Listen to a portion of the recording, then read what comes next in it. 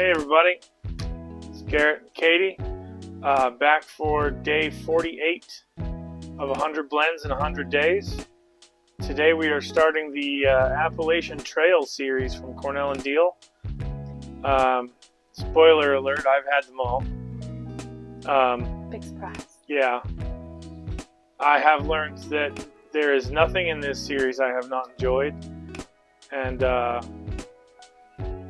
tell you this, this series, they all have variations on what I would call the same base flavor profile for me. It's like, you go to a burger restaurant and there's 75 different burgers, but they're all burgers, and you know that you're going to like at least 10 of those 75 burgers. Just 10? Well, I mean, burger restaurant. But it's that kind of same thing with this series. If you like vapors at all, if you've enjoyed vapors in one form or another, or one which is so close to hitting the mark, and you haven't tried any of these, you should give them a look. They're pretty tremendous in my opinion. But we're going to start with number 1 today, which is Cornell and Dehiel's Bluegrass. Appalachian Trail Series number 1. And do you want to read the descriptions and whatnot? A steady rhythm of bright and red Virginias is joined by an accompaniment of robust Perique and dark-fired Kentucky, making for a spicy little ditty, sure to keep you on your toes. Spicy indeed. It is. A little bit.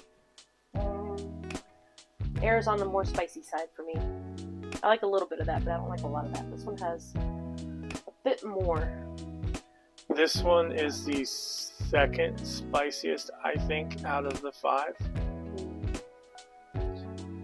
But the spiciest also has a casing. This doesn't have any casing to it.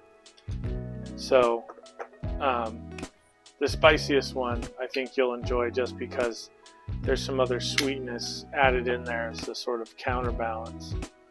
There's not a lot of sweet. No, this one's straight tobacco.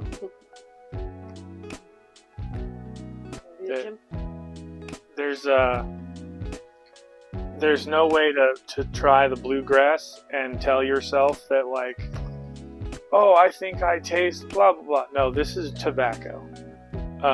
It is Virginia, Perique, and Kentucky. I don't remember if it's just standard Kentucky or Dark fire. It is dark fire Kentucky. Yes. Well, it's interesting. It must not be a very large amount, because the nicotine hit never happens for me on this. And I'll read Jim Ink's review. The tart and tangy, dark, fruity, earthy. He always uses so many adjectives. Descriptive. That's why his reviews are up there.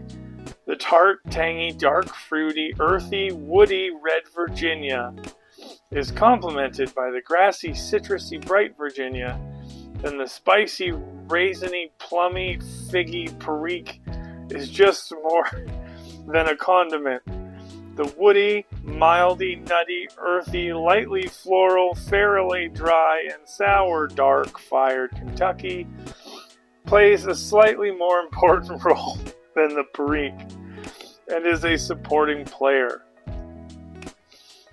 Especially after the first quarter of the bowl, the strength and taste levels gather a little potency as you go along, starting out as mild to medium and settles at a medium just past the halfway point. The nick hit is center of mild to medium and gets a tad stronger.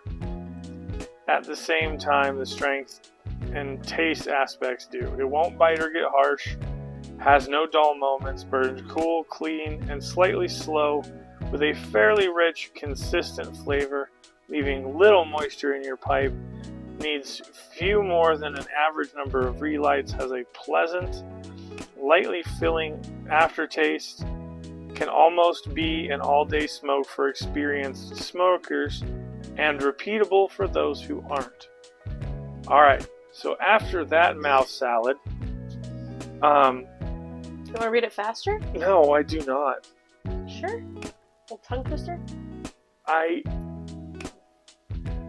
Jim, you have a thesaurus. You're doing great with your thesaurus. I get spicy, grassy. Yeah, Dark, spicy grass. I don't get the dark-fired Kentucky so much. I get the Virginia, but it doesn't bite. He's right there. It does not bite. I get the Perique, and I do get the Nick hit, but it's really light, and it comes towards the end of the bowl for me. And that's if I have a consistent cadence the whole time. And my consistent cadence is usually somewhat abusive. It is, puff, puff, take a second, puff, puff, take a second. Like it's more than just a regular cadence. It's a little heavy. But each time I've lit up bluegrass, sometimes the Perique is a little strong. And that might be due to the way it's cut. It's more of a rough cut. If you guys haven't had, or don't know if you've had a rough cut, something along the lines of Granger, it's very, it's the same density as like carpet fiber when you pick it up, like the way it's cut. It's the same as like a really thick shag carpet fibers. It packs really easy. It lights really easy. Doesn't need to dry. It's ready to go fresh out of the tin. It's the heavier Perique blends in this series I found lower on my list than the others, but all of them get a 6 or above for me. So I'm not going to be a fair judge of this. I don't know. Give it like a 5 or a 6. I'm trying to figure out if it's the Periques, like the heavier Periques, or the dark Kentucky. What do they call that? The dark fire. Yeah. It's she hasn't kind had... of harsh to me. Those seem to be a little, not like, it's like a back of the throat kind of a harsh. It's not unpleasant, but I tend to like the lighter ones. I don't know which one of those it is that's doing it to me, but usually one of those. This one's doing a little bit. Well, I mean, everybody's different, and you like to retrohale a lot. I do, and this one's a little spicy for that. Well, but that's going to cause that same thing if you have any kind of mild reaction if you're retrohaling through your sinuses. True. So one way or the other, I think the way to tell if you don't like the Darkfire Kentucky would be to have you skip ahead to the H&H Old Darkfire, because that's pretty much all that is. One of these days, try that one and we'll see if it's the Periques or just the Darkfire that kind of does that to me a little bit. Not unpleasant, but not my favorite. You guys let us know if we should interrupt the trail series to have Katie do a bowl of Darkfire. We interrupted all the Balkans to give her a break from the Balkans, so... Thank you. Take a break from the gym sock smell. Thank you. So you guys let us know if you want us to continue there.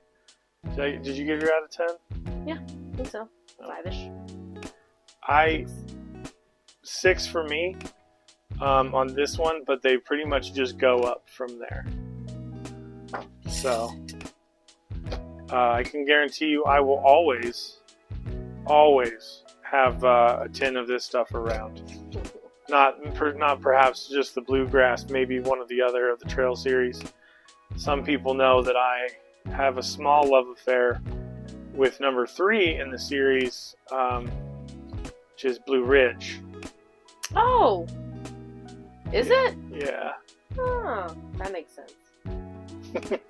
Yeah. That makes sense. It's definitely not...